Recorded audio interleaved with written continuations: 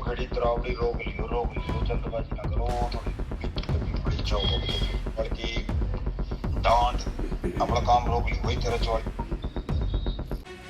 अवैध माइनिंग और ओवरलोडेड वाहनों को अधिकारियों की नजर से बचाने के लिए यमुनानगर में सुपर एक्टिव है व्हाट्सएप पर रेकी ग्रुप। बाकायदा छोड़े गए हैं फिल्टर। यमुनानगर जिले में माइनिंग बड़े पैमाने पर होती है। अगर ये कहा जाए कि अवैध माइनिंग भी बड़े पैमाने पर होती है तो गलत नहीं है। अवैध माइनिंग में किसी तरह की बाधा न आए इसके लिए व्हाट्सएप पर रेकी ग्रुप बनाया गया है, जिससे हर एक्टिविटी पर पैनी नजर रखी जा सके और प्रशासनिक अधिकारियों की आंखों में धूल झोंकी जा सके। बता दें, यमुनानगर जिले के रादौर कस्बे में अवैध माइनिंग और ओवरलोडेड वाहनों को बढ़ावा देने के लिए रेकी ग्रुप व्हाट्सएप पर काफी सक्रिय नजर आ रहे हैं। ये रेकी ग्रुप हरियाणा सरकार को करोड़ों रुपए की चपत लगा रहे हैं। इन ग्रुपों में हजारों नंबर जुड़े हुए हैं। इस तरह ये ग्रुप जहां अवैध कारोबार को बढ़ावा दे रहे हैं तो दूसरी तरफ सरकार के लिए एक बड़ी चुनौती बनते जा रहे हैं। इन रेकी ग्रुप का काम है, जो भी सरकारी अधिकारी माइनिंग जोन में एंट्री करता है, ये हर चौक चौराहे पर खड़ा इनका फील्डर इनकी रेकी करके ग्रुप में जुड़े लोगों को अलर्ट कर देता है, जिससे अवैध माइनिंग से जुड़े लोग सतर्क हो जाते हैं। एंटी करप्शन सोसाइटी के प्रदेशाध्यक्ष और एडवोकेट वरियाम सिंह ने कहा कि रेकी ग्रुप के जरिए बड़े बड़े गैर कानूनी काम इन ग्रुपों के जरिए हो रहे हैं, लेकिन छोटे से लेकर बड़े अधिकारी तक इन ग्रुपों के बारे में जानते हैं, लेकिन इन ग्रुपों पर आज तक कंट्रोल नहीं लग पाया है। वरियाम सिंह ने कहा कि हमने साल 2020 में इन ग्रुपों के खिलाफ एक मामला दर्ज करवाया था और इसके लिए एक एसआईटी भी बनी थी, लेकिन वो सिर्फ कागजों तक ही सीमित रह गई है।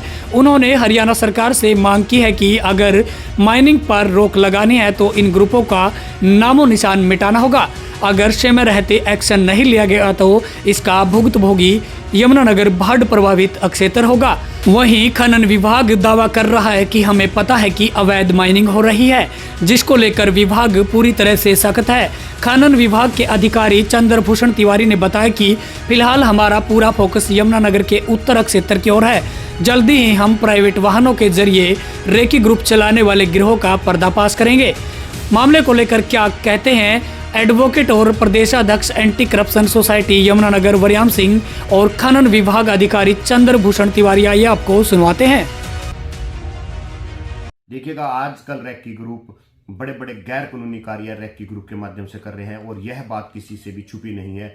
निम्न स्तर के अधिकारी से लेकर के हरियाणा के आला अधिकारियों तक इस बात का इल्म और ज्ञान है, लेकिन आज तक किसी भी प्रशासनिक अधिकारी ने किसी भी रेकी ग्रुप के खिलाफ कोई सख्त कानूनी कार्रवाई नहीं की। देखिएगा, हरियाणा एंटी करप्शन सोसाइटी ने भी इस रेकी ग्रुप को लेकर के एक मुकदमा दर्ज कराया था। उसमें टीमें और एसआईटी बनी थी, लेकिन वो एसआईटी और टीमें केवल और केवल कागजों में बनी थी। उन्होंने आज तक कोई कार्रवाई उस पर नहीं की और न ही जो रेकी ग्रुप में मोबाइल पकड़े गए थे वो आज तक वापस आए। तो यह भी एक बड़ा सवाल खड़ा होता है प्रशासन के ऊपर कि इस तरह की नाकामी और इस तरह की लिपापोती क्यों होती है। देखिएगा, मैं आपके माध्यम से हरियाणा सरकार से मांग करता हूं कि अगर हरियाणा प्रदेश के अंदर भ्रष्टाचार, नशा और ओवरलोड अवैध खनन के ऊपर कार्रवाई करनी है तो सर्वप्रथम इन रेकी ग्रुप्स पर कार्रवाई करनी होगी। यह आने वाले समय में हरियाणा सरकार और प्रशासन के लिए जी का जंजाल बनेगा। और देखिएगा, अगर समय रहते इस पर उचित कानूनी कार्रवाई ना की गई, कड़ा प्रहार ना किया गया, तो आने वाले समय में इसके परिणाम जो है वो गंभीर होंगे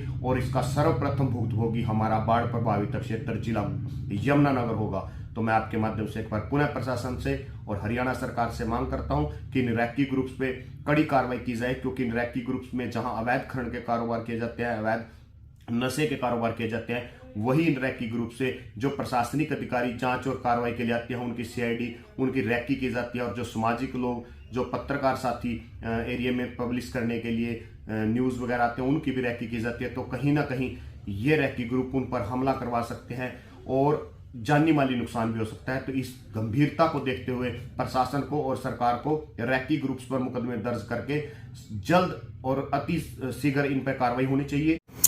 खनन विभाग ने अभी जो इलीगल माइनिंग है उसके लिए काफ़ी सक्रिय हो रखा है। अभी जो नॉर्थ यमुनानगर का एरिया है, अभी डिपार्टमेंट का ध्यान उधर था, लेकिन विद इन 1-2 डेज अपन ये जो साउथ यमुनानगर है उधर सक्रिय हो रहे हैं। तो आपको 1-2 दिन में रिजल्ट मिलेगा कि जो भी ओवरलोड व्हीकल है, जो मूवमेंट हो रही है, इनकी धरपकड़ होगी और प्रॉपर सीजिंग इनकी होगी। व्हाट्सएप ग्रुप का तो वो उसके संज्ञान में नहीं है, लेकिन ये बात सत्य है कि वो लोग रेकी करते हैं। जब भी हम लोग विजिट पे निकलते हैं, लोगों को पहले से पता चल जाता है।